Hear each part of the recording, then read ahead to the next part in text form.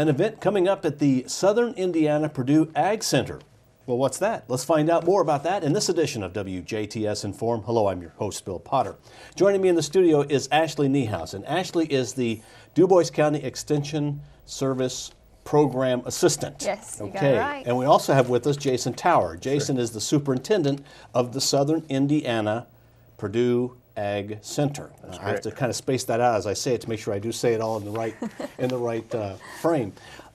First of all, this is an event that is going on at the Southern Indiana SIPAC.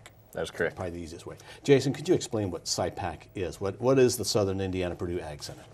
SIPAC is one of 8 regional farms around the state of Indiana that Purdue operates, and the idea is to have farms located throughout the state that focus on agriculture and things that are important to that topographical area and what meets the needs of the producers. So our farm does a lot of forestry, grazing work with livestock, and cattle, goats, sort of thing.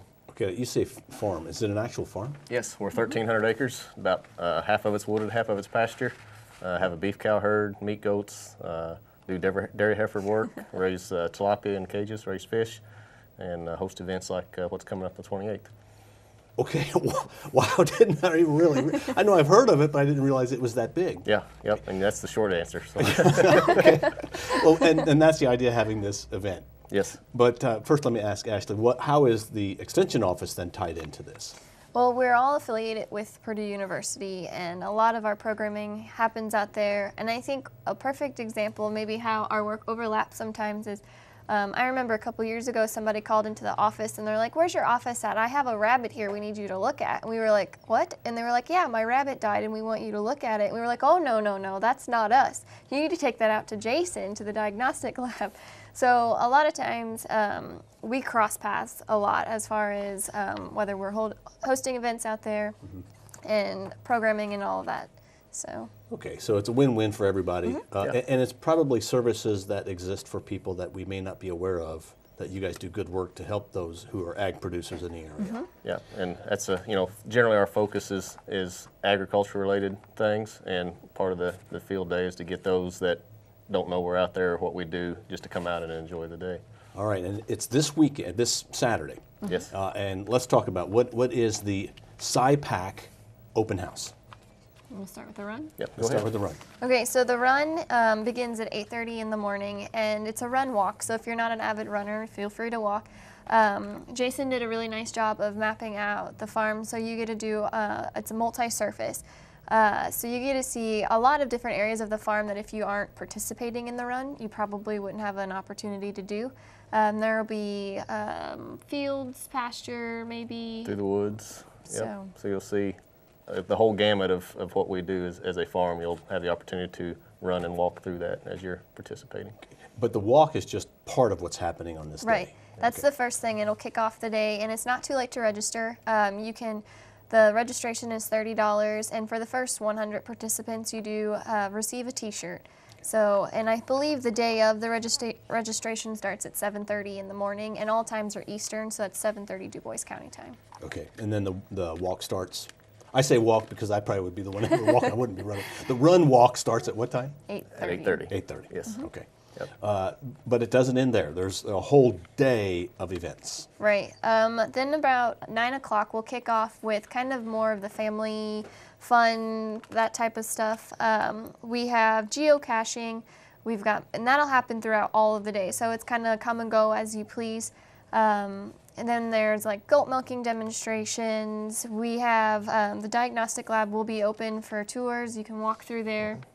Then we'll have a fish cleaning demonstration there. I think Hans Schmidt with Extension in Gibson County, he will be there doing clouds and weather, I believe is what he's doing.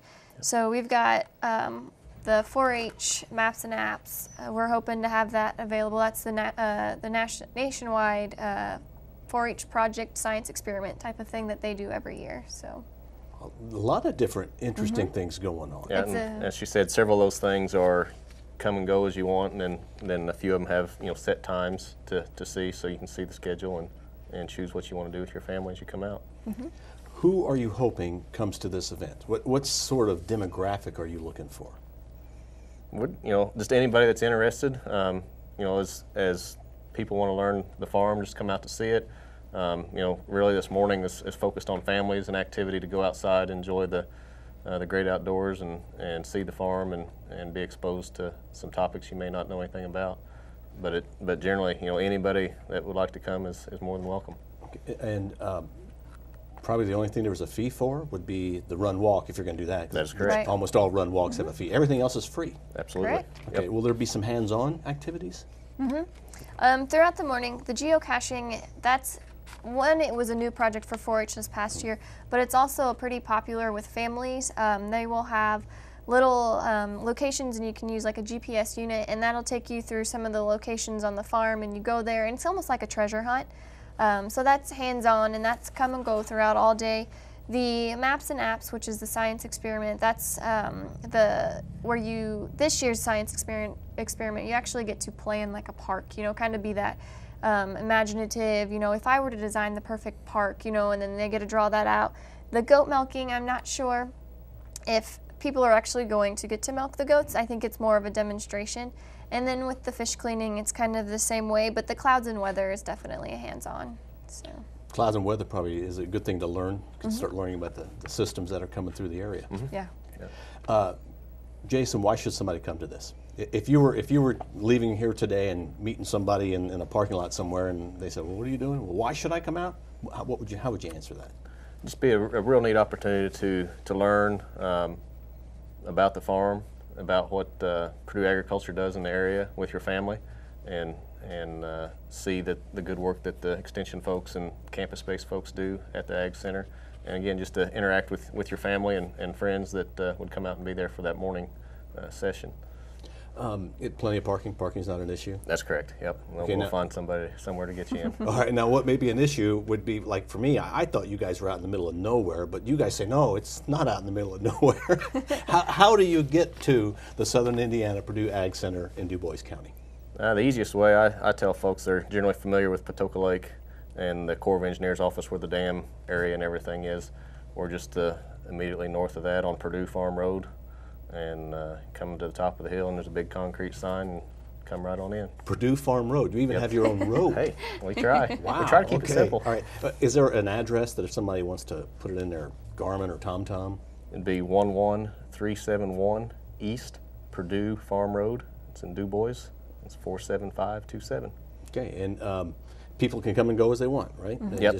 The morning session is pretty flexible. When we get into the afternoon part, it's more set time and more of an educational session with agricultural-related topics. Okay. And Ashlee mentioned a diagnostic lab.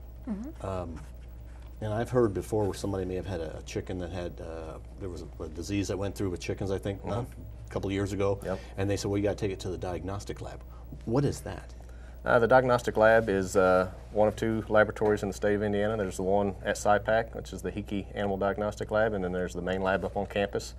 But we have a pathologist on staff there that will work with producers or anybody that has an animal that dies, and your veterinarian, you bring it in and they'll do diagnostic tests to determine, was it a natural cause thing or was it a specific disease that we need to start a herd management system to prevent that disease. And I guess the best way to find out about all that exists there is to show up at this open house. Yep, and it'll be an opportunity for you to actually walk through the lab and see some of the equipment they use to perform those tests. Okay. And again, let's go through the logistics or the dates of it again so people get an idea, if you could run that down. Yep, it's September 28th. It begins at 8:30 in the morning with the run walk, and the morning sessions will run then till 11:30, 12 o'clock, and feel free to bring a picnic lunch and enjoy the day, and then the afternoon sessions start at 1:30 with ag-related topics there. And I don't know if we want to spell those out or how you want to move on with those. Well, the one thing I would like to know is your extension office sending out letters to all of, you send out a lot of information to a lot of families through the extension service and the Homemakers Club. Is that how people are finding out about this? Yeah, we've sent out a press release a couple of times, and I know hopefully you've seen those in the papers. We have the flyers listed on our website. I believe they're now on SIPAC's website. Purdue University sent out in their Ag Communications newsletter, they sent out a press release.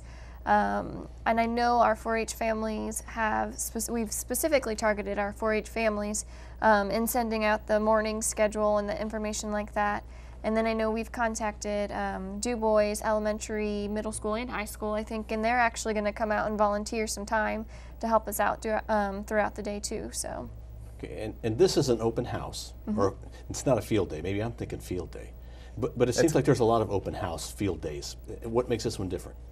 I think just the variety of activities that we have going on, and just the way that you can truly come and see some things, go spend some time, find your own way, come back to a more planned activity, and it's just not every day you're going to be able to come and see a goat milk and go on from there. Now, and you should bring your own lunch. That is correct. Okay, there won't be food stands or anything like that. Nope. So, No. okay. Nope, And this is not really a fundraiser to raise money for some. This is just you came up with a word, fungicational. This is a Yes. fungicational event. It is fun and educational. Yeah, that it is. That's a new word. Okay.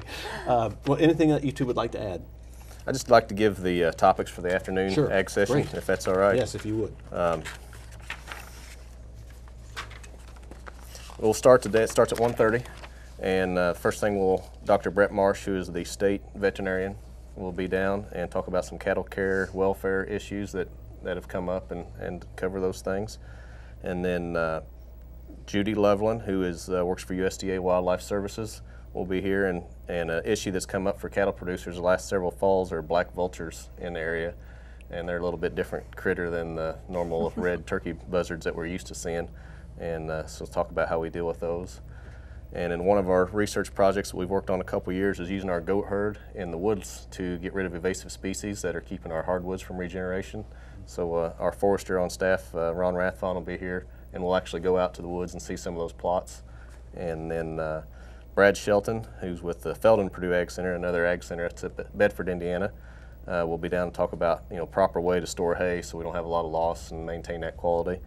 And then we'll end up the afternoon with a pasture walk, and Vic Shelton, who's with USDA as a grazing specialist, and we'll be out in the field and look at what forages are growing and what we're doing right and wrong, and just have a nice open discussion then.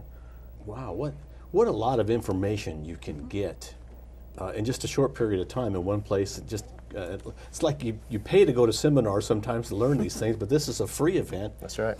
And Purdue offers so many of those kind of opportunities for people. Yeah. It's one of the things that we, I think, enjoy about our job is it's all about community education, and a lot of times we do get to offer our programs free to the community. So we're pretty proud of that. All right, and that's this Saturday, September 28th. The run walk starts at 8:30, and then the events start later in the day. And these discussions that there will be, those are Yep. all in the afternoon? Or Those are they all in the are, morning? yep, they're all in the afternoon at 1:30. Okay, starting at Starting at 1:30. 1:30. One time, or they like They'll go be from one- offered one time, so Okay. we'll work through, a couple of them will be inside, and then the other three will be out on the farm on tour wagons and be kind of a hands-on deal. Okay, well, Yep. thanks to both of you for coming in. Yes, Thank thanks you. for having me. And we hope to see you at this event. It's a great event going on at the Southern Indiana Purdue Ag Center, known as SIPAC. And we've had as our guest Jason Towers, who is the superintendent, and Ashlee Niehaus, who is with the Dubois County Extension Office. She's the program assistant. Right. Thanks to both of you. Hope to see you at this event. I'm Bill Potter, thanking you for watching WJTS. We are local people watching local people.